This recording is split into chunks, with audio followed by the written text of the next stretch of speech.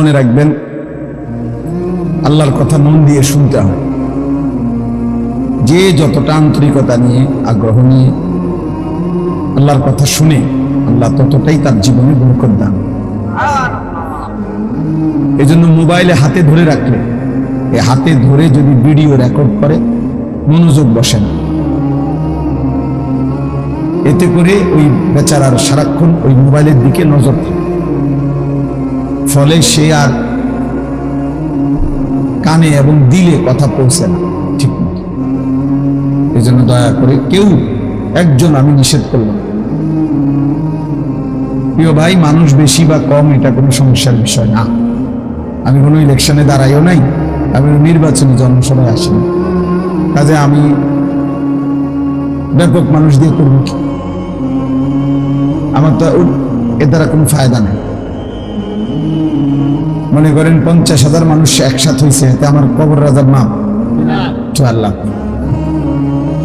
তাহলে এইটা বড় বিষয়। আল্লাহর কথা দিন দিয়ে শোনা দরকার, কম হোক বেশি হোক।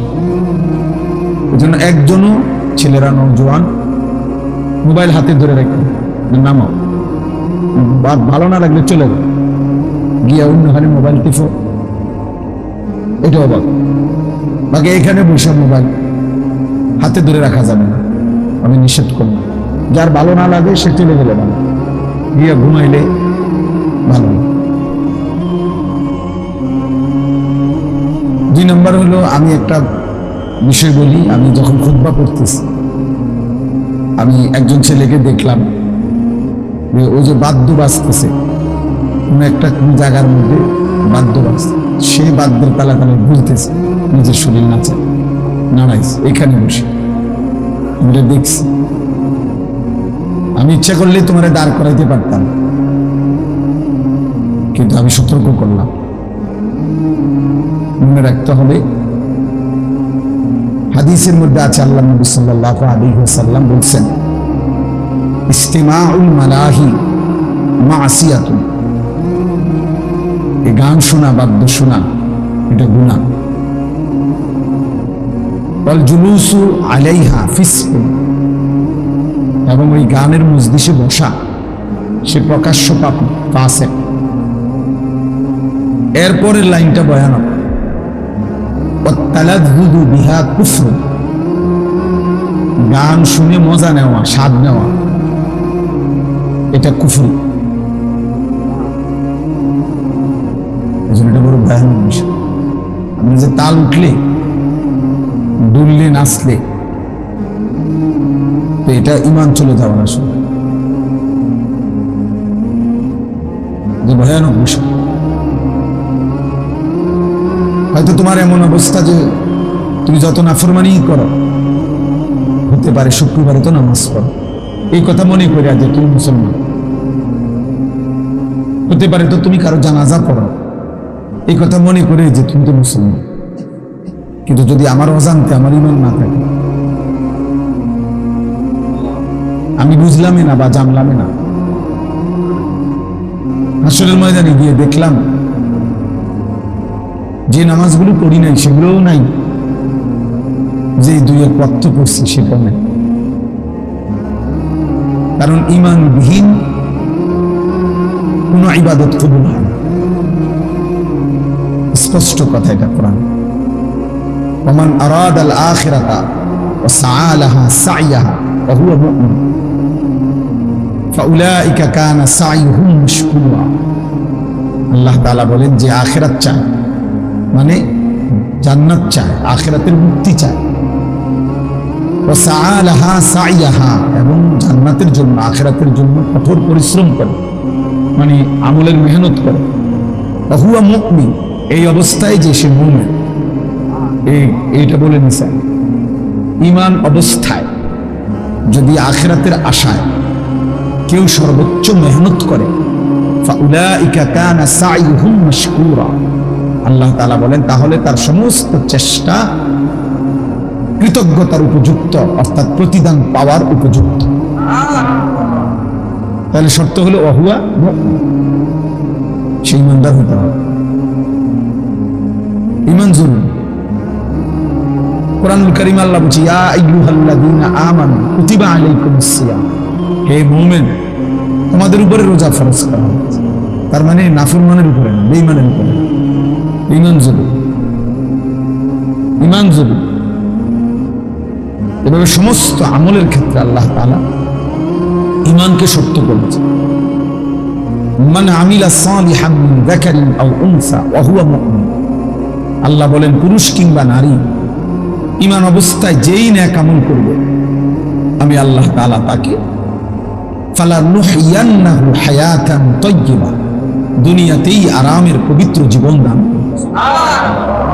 ওয়ালা নাজজিয়ান্নাহুম আজরাহুম বিআহসানি মা কানু ইয়ামালুন, এবং তার সমস্ত আমলের বিনিময়ে আখিরাতে সর্বোত্তম বিনিময় জান্নাত দান। শর্ত হলো ওয়া হুয়া মুমিন, কি হইতে হবে? ঈমান জরুরি, ঈমান জরুরি। এজন্য দাওয়াত ও তাবলীগের মেহনতে ঈমানের মুযাকারা হয় বেশি, ঈমানের কথা তাবলীগের সাথীরা বেশি আলোচনা। আল্লাহর বান্দাদের কাছে ঘুরে ঘুরে ঈমান শেখায়। অনেকে এটা বুঝে না, কি করে মসজিদে মসজিদে ঘুরে ঘুরে। হ্যাঁ, আপনি দেখতে পারেন না মসজিদে ঘুরে ঘুরে কি করে, মসজিদে ঘুরে ঘুরে বন খায়। মূলত আল্লাহর বান্দাদেরকে ঈমান শেখায়, আখিরাত চেনায়, ঈমান জরুরি। কিশোর নওজোয়ান তোমরা শোনো বাবা, হাদিসে আছে নবী সাল্লাল্লাহু আলাইহি ওয়াসাল্লামের একজন সাহাবী ছিল জুনদুব ইবনে আব্দুল্লাহ। জুনদুব ওনার নাম, সাহাবীর নাম। তিনি বলছেন যে আমরা যখন কিশোর ছিলাম, ওয়া নাহনু হাযাবিরা, হাযাবিরাতুন আরবি শব্দ, অর্থ হলো কারিবুল বুলুগ, আমরা বালেগ হওয়ার কাছাকাছি, মানে কিশোর। কিশোর টিনেজ করে, ইংরেজিতে টিনেজ করে, মানে ইংরেজি অক্ষরের মধ্যে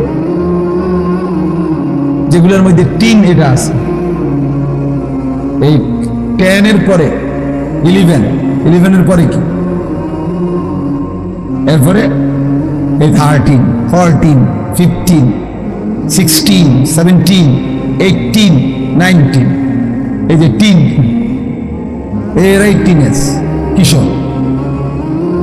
তো তিনি বলেন আমরা কিশোর ছিলাম। এই সময় আমরা কয়েকজন কিশোর যুবক, কিশোর বয়সী ছেলে, ওই সাহাবী বলতেছেন আমরা নবীজি সাল্লাল্লাহু আলাইহি সাল্লামের কাছে কিছুদিন থাকলাম। নবীজির কাছে থেকে কি করলাম এই ছোট বয়সে, কিশোর বয়সে? তো তিনি বলেন ফাতাআল্লামনাল ঈমান, আমরা এই কিশোর বয়সে নবীজির কাছে থেকে অবস্থান করে ঈমান শিখলাম। ফাতাআল্লামনাল ঈমান। এজন্য দোস্ত ঈমান শিখতে হয়, মুসলমান হইতে হয়, মুমিন হইতে হয়। শুধুমাত্র লা ইলাহা ইল্লাল্লাহ এই বাক্যটা মুখস্থ জানলে যথেষ্ট না। এটা তো একটা বাক্য, কালেমা ঈমানের। এটা দরকার, এটা বাধ্যতামূলক, কিন্তু শুধু এই বাক্যটা জানা, বলা, এটা মুখস্থ থাকা, এটাই যথেষ্ট নয়। নবীজি সাল্লাল্লাহু আলাইহি ওয়াসাল্লাম বলছেন, একেবারে সব হাদিসের কিতাব আছে, আল ঈমান বিদউন ওয়া সাবউনা শু'বা, ঈমানের 70টার চাইতে বেশি ডালপালা রয়েছে, শাখা প্রশাখা। মোবাইল নামান, মোবাইল আসেন আবার বুঝছি না, আমি বালানোর আগে চলে যান। তো আল ঈমানু বিদউন ওয়া সাবউনা শু'বা, ঈমানের 70টার চাইতে বেশি ডালপালা রয়েছে, নবী সাল্লাল্লাহু আলাইহি ওয়াসাল্লাম বলেছেন। তো মুহাদ্দিসিন উলামায়ে কেরাম ব্যাপক গবেষণা করে বের করছেন ঈমানের মোট শাখা প্রশাখা হলো ৭৭টা। কয়টা? ঈমানের ৭৭টি শাখা প্রশাখা। তো নবীজি সাল্লাল্লাহু আলাইহি ওয়াসাল্লাম বলেন ফাআফদালুহা কাউলু লা ইলাহা ইল্লাল্লাহ, এই ৭৭টি শাখার মধ্যে সবচেয়ে বড় ডাল, সবচেয়ে বড় শাখা, প্রধান শাখা, যেমন লিখছেন কেন্দ্রীয় জামে মসজিদ, মনে করেন কেন্দ্রীয় শাখা মানে প্রধান শাখা, মেইন ডাল, লা ইলাহা ইল্লাল্লাহ, এই বাক্য বলা।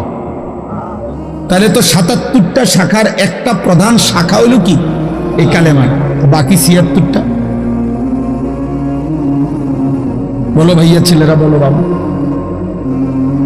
তুমিও বুঝো আমিও বুঝি যে তুমিও মরে যাবে আমিও মরে যাব।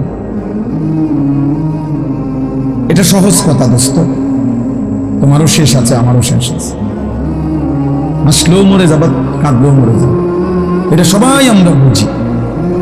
আমরা যে আল্লাহ তাআলার কাছে ফিরবো এই ব্যাপারে সবাই আমরা বুঝি। তো কাজে আমরা যেহেতু এই সাইড প্রত্যেকেই বুঝতে চেষ্টা করি, আমার একটা নিজস্ব দুনিয়ার চিন্তা চেতনা আছে, আমি পড়ালেখা করব, চাকরি করব, ব্যবসা করব, বিদেশ যাব, যেটাই হোক একভাবে না একভাবে আমরা নিজেকে নিজে নিয়ে ভাবি কেমনে আমার দুনিয়া চালানো যায়, কেমনে আমার জীবন গড়া যায়। তাহলে একজন বিবেক হিসাবে, বুদ্ধিমান হিসাবে, যেহেতু দুনিয়া আমারই অংশ, তো আখিরাত তো আমারই অংশ, উচিত দুইটা একসাথ করে, দুইটা একসাথ করলেই তো ভালো। এটা তো একটা সহজ কথা, সহজ কথা। আমি আজকে প্রায় আমি হজে যাব, আমার বুধবার দিন ফ্লাইট ইনশাআল্লাহ। তাহলে আমি আজকে প্রায় বাসার জন্য কোরবানির বাজার সাজার প্রায় 20-30 হাজার টাকার বাজার করছি।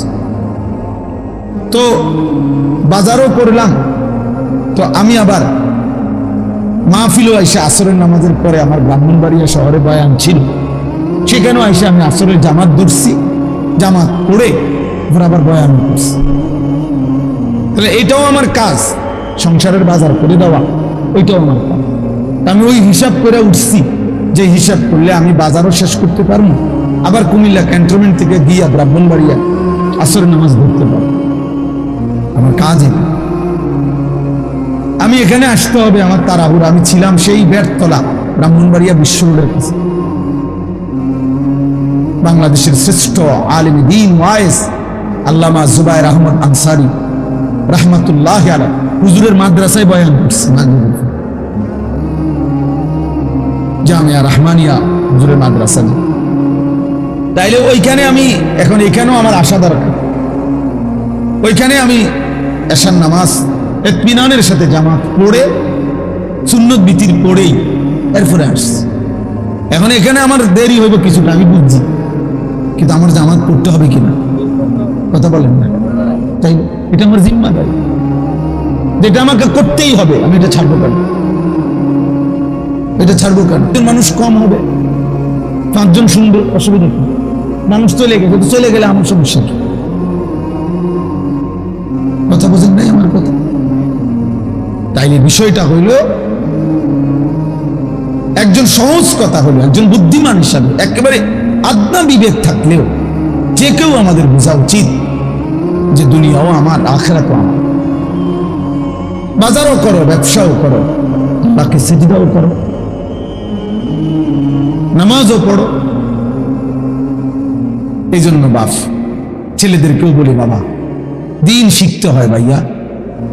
তোমরা অনেক ছেলে আসো যারা মা বাবাও গাফেল, তোমরা নিজেরাও গাফেল, তোমরা ইসলামকে একটা খামখেয়ালি মামুলি বিষয় মনে করো, মন মতো নামাজ পড়ো।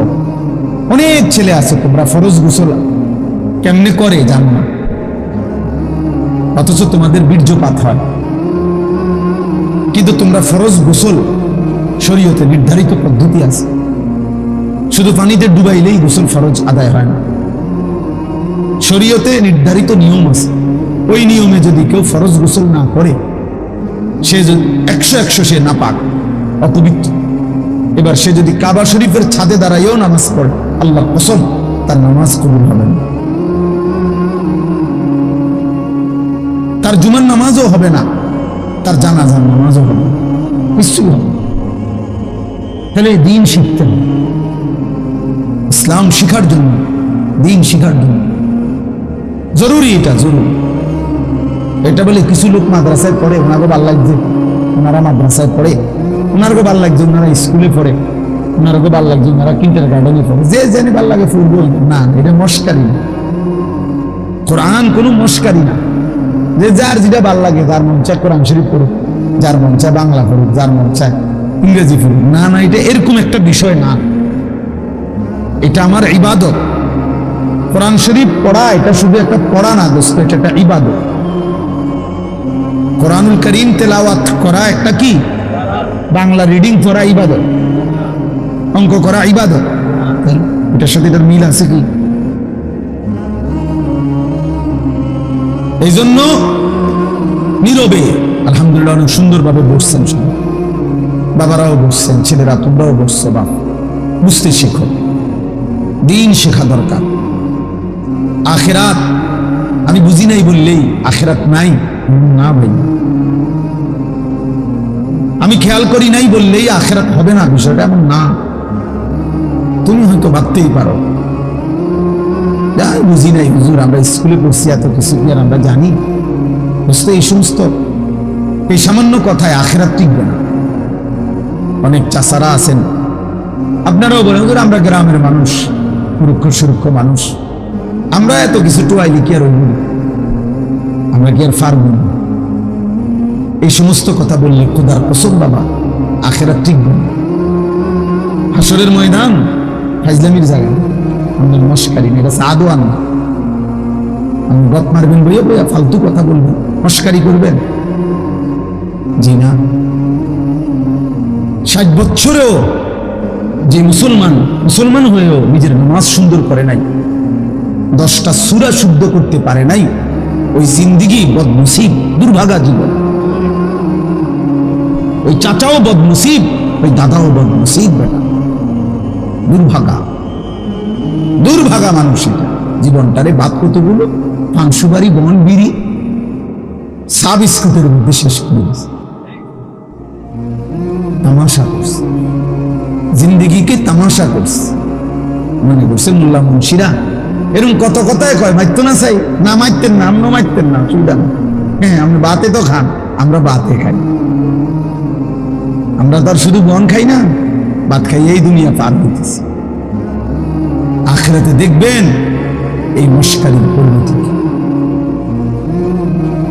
তাকাদু তামাইয়াজু মিনাল গাইজ কুল্লামা উলকিয়া ফিহা ফাওজুন সাআলাহুম খাজানাতুহা আলাম ইয়াতিকুম নাযীর।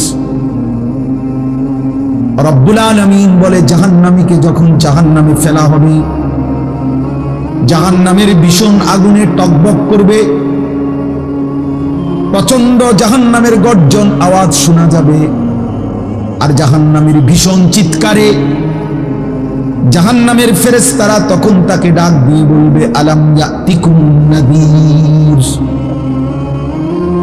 জাহান্নামের ফেরেশতা বলবে, নাফরমান চিল্লাও কেন, তোমারে কি কেউ কোনো আল্লাহর ভয় দেখায় নাই? আলাম ইয়াতিকুম নাযীর, কোন ভয় প্রদর্শনকারী বান্দা কি তোমার কাছে আসে নাই? ক্বালু বালা, জাহান্নামী তখন বলবে, হ্যাঁ, কাদ জাআনা নাযীর, হ্যাঁ ফেরেশতা আমার কাছে আল্লাহর পক্ষ থেকে ভয় প্রদর্শনকারী বান্দা এসেছিল। কত ইমাম সাহেব, কত আলেম ওয়াইজ, কত বক্তা, কত আউলিয়া, কত বুজুর্গ, কত নেককার মানুষ আমারে বারবার বলেছিল, ফাকাদ্দাবনা, আমি মিথ্যা মনে করেছিলাম। ওয়াকুলনা মা নাযালাল্লাহু মিন শাই, আমি বলছিলাম এগুলো আল্লাহ নাজিল করে নাই।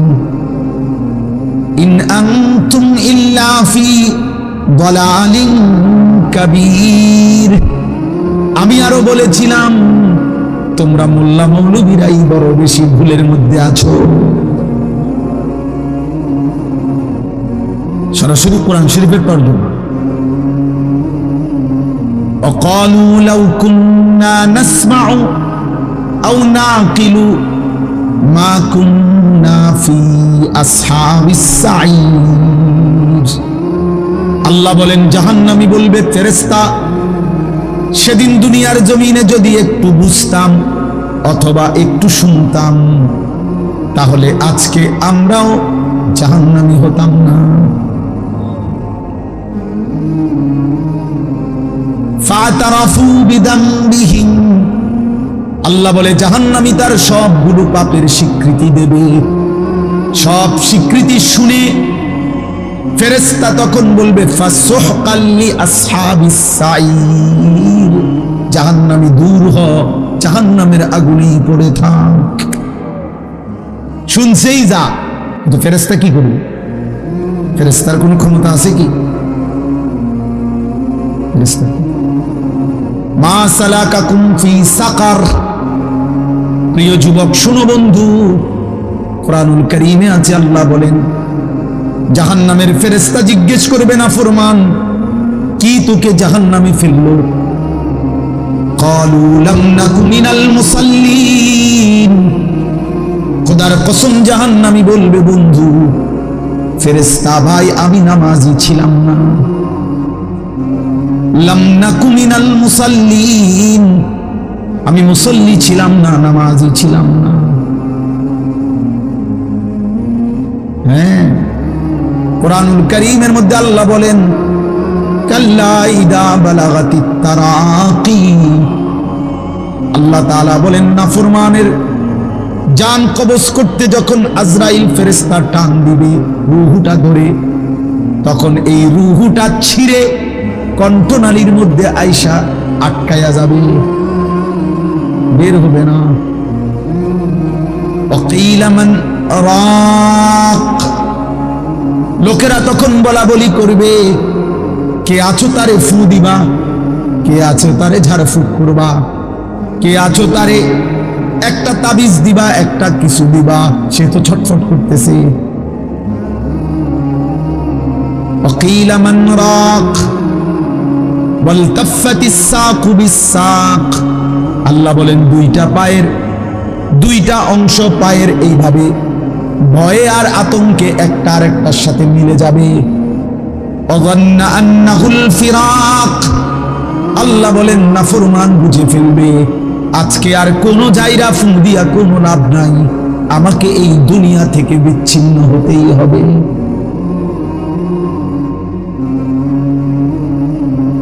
ওয়াযান্না আন্নাহুল ফিরাক, রব্বুল আলামিন বলেন এভাবে ছিন্ন করে রূহটাকে ছিঁড়া কেন, জাহান্নামীকে কেন জান কবজ করা হলো? তো আল্লাহ নিজে বলেন ফালা সাদ্দাকা ওয়ালা সাল্লা, এই নাফরমান আমি আল্লাহর কথা সত্য মনে করে নাই, আর ওয়ালা সাল্লা এবং নামাজ আদায় করে না। এই জন্য হ্যাঁ চালাক মিয়া দোস্ত নওজোয়ান ভাত খাও, ভাতে তো খাও আর কিতা, আর মানে মোবাইল টিপো আর নারী দেখো, ছবি দেখো, আর চুলের পেখম ঘুরাও।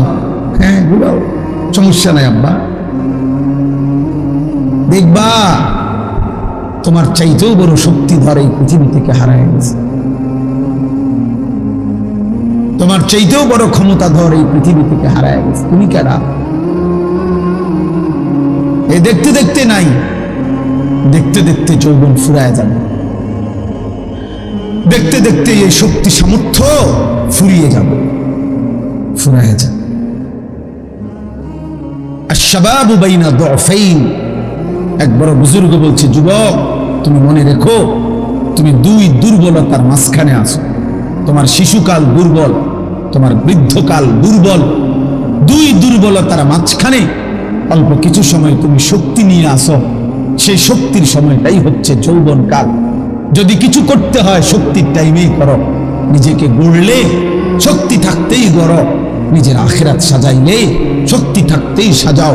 হয় তুমি পিছনের দিকে শিশুকালে আর যাইতে পারবা না, আর বৃদ্ধকালে পৌঁছে গেলে দুর্বল হয়ে যাবে, তখনও আর পারো না, অথবা কবরে চলে যাবে। এই জন্য 17 বছরের 18 বছরের 20 বছরের ছেলে তোমাদেরকে বলি বাপ, এত অল্প বয়সে যদি আল্লাহ পাকের এত বড় নাফরমান হও, মাত্র 18 বছর বয়সেও যদি তুমি আল্লাহকে এইভাবে না চিনো, বছর 20 বছর বয়সে যদি তুমি একটা সেজদা দিতে মন না চায়, আরে জানোয়ার, তুই 60 বছর পর্যন্ত যাইতে যাইতে তোর অবস্থা কি হবে বেঈমান? এই বেঈমান, এই নিকৃষ্ট, তোর হালাত কি হবে? তুই 18 বছর বয়স না হইতে যদি আল্লাহর এত বড় দুশ্মন হস, তোর বাকি হালাত।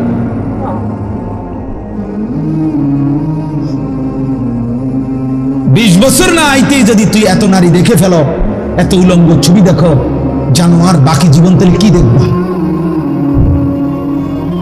হাইওয়ান বলো,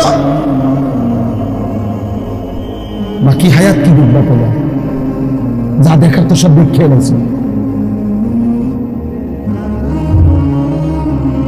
এরপরে কি করবা? এত কম বয়সে এত নারী,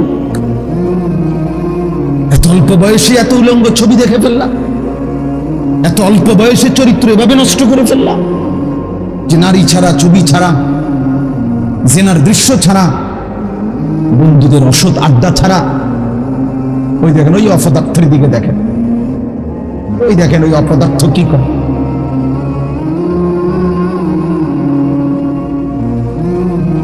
এই জন্য বললাম ভাই, ভাবতে শিখো বাবা, বাকি হায়াত কি করবে, বাকি হায়াত কেমনে চলবে? তাই এত কম বয়সে যদি কেউ এত চরিত্রহীন হয়, তার সামনের হালাতটা কি বলে?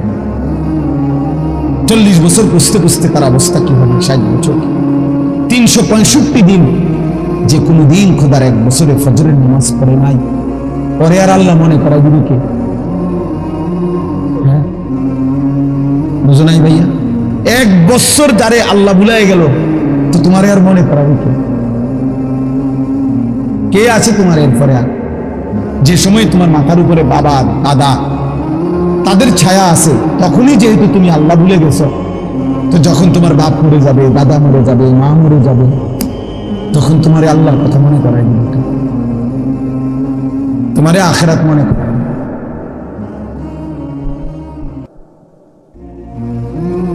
ছোটবেলায় আমার মনে আছে, আমার ছোট্টবেলা থেকে আমার মা সারাটা জীবন মা বলে নামাজের কথা জিজ্ঞাসা। আমি প্রায় বলি, এখন আমার মার বয়স কমপক্ষে 70 হবে, আমার আম্মার কিচ্ছু মনে নাই, কিছু বলতে পারে না, অসুস্থ। একটা ট্যাবলেট দিলে আধা ঘন্টায় মা ট্যাবলেটটা খায় না, বুঝে না কিতা বলি, মা এটা খান না, খান। পানি মুখে দিলে জোর করে মা এটা ধরে রাখে, মা এটা বোঝে না যে এটা খাওয়া দরকার, এই কথাটাই বুঝে পারি না। এখন আমি দুর্বল হয়ে গেছি। সেই মা আমার এখনো, আমরা কথা বললে আমি বলে জিগা, আমারে তো জিগা তোমার ধরছে অসমান, মা আমার এখনো আমার জিগা তোমার ধরছে, তোমার ধরছে। মা আমার সবসময় বলে, এখনো বলে, মা ফুল কতখানে ওয়াজের দাও, মানুষের লোকে চাই টাকা পয়সা নিয়ে ঝামেলা করবে না। আমার 44 বছর বয়স, 44 বছর বয়স, আমি মায়ের সে নজর নিগরান, আলহামদুলিল্লাহ। তোমার 18 বছর বয়সেই তোমার আব্বাও তোমারে বলে না, মাও বলে না, সমাজের কেউ ডাকে না। তোমার পতন, তোমার ধ্বংস, তোমার বরবাদি, তুমি নারী দেখতে দেখতে ধ্বংস হয়ে যাইতেছ, ছবি দেখতে দেখতে বেঈমান কাফেরদের মতো সাজতে সাজতে সাজতে সাজতে, চুল পান, শার্ট পোশাক লেবাস, চলা ফেরা উঠা বসাতে কাফের মুশরিকদের মতো হতে হতো। ধীরে ধীরে একটা সুন্দর ছেলে, একটা সুন্দর জওয়ান মুসলমানের একটা তাগড়া ছেলে চোখের সামনে কি হয়ে যেতেছে, নষ্ট হয়ে। এই সমাজ তাকায় তাকায় দেখতেছে। বুঝছেন চাষা, ব্যাপারটা চিন্তা করে দেখেন বিষয়টা কি ভাইয়া? একটা ছেলে বলো বাপ, কেউ তোমারে ডাকে না, কেউ তোমারে ফেরায় না, কেউ তোমার এই অব্যাহত গুনাহ, অশ্লীলতা, বেহায়াপনা থেকে কেউ টানিয়ে ধরতেছে না, ফেরাইতে চাচ্ছে না। মনে হয় যেন চোখের সামনে জাহান্নামের আগুনের দিকে যাচ্ছে, ধাও ধাও আগুনের দিকে, সবাই যেন দেখতেছে, ঠিক আছে আগাম।